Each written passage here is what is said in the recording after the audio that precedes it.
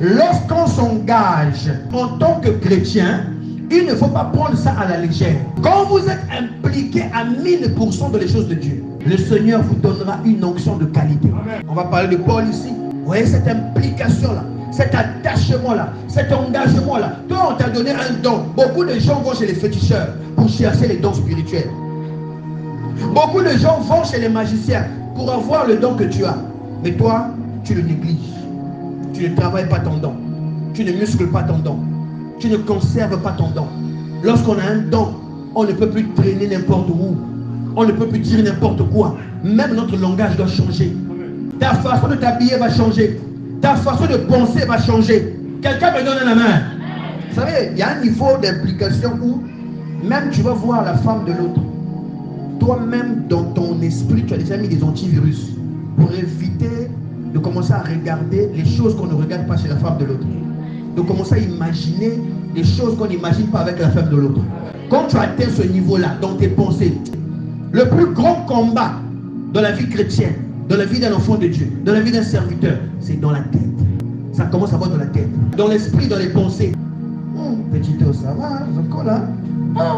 Tu es déjà en train de détruire ton implication, ton engagement. Comme a dit ici Moïse qui parlait au chef de tribu, Nombre chapitre 30, le verset 1 à 2.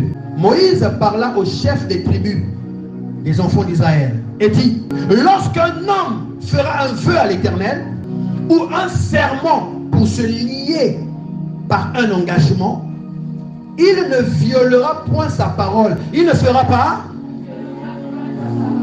Il ne violera point. Amen.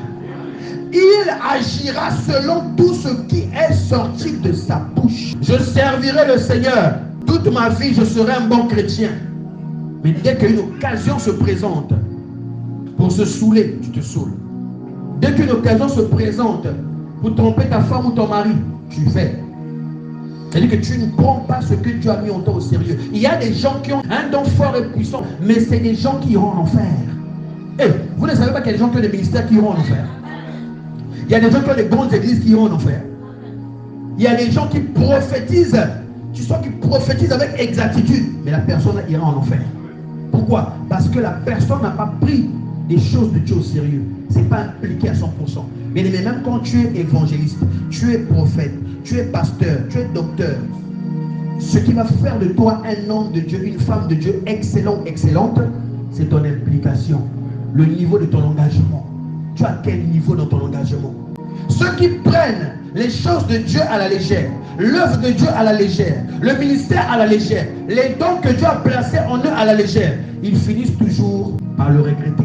Un homme de Dieu, une femme de Dieu, un chrétien, une chrétienne, même au simple brebis, tu dois comprendre que la nourriture spirituelle numéro 1, c'est la parole de Dieu. Je dois m'en nourrir tous les jours afin de grandir. Comme le corps réclame le bouillon du fungwa dongo dongo chaque jour et le foufou, l'esprit, son fungwa dongo dongo et foufou, c'est la parole de Dieu. Quand tu ne nourris pas l'esprit que Dieu a placé en toi, tu es en train de l'affaiblir. Et vous allez voir les gens, tu fais un songe, on est en train de t'attaquer, ils viennent pour t'appuyer au cou, tu dis Jésus, il n'y a pas d'effet. Quelqu'un me donne la main. Tu dis oh Jésus, Jésus, il n'y a pas d'effet parce que tu n'as pas donné de la valeur à ce nom-là Jésus dans ton implication. Ton engagement est faible.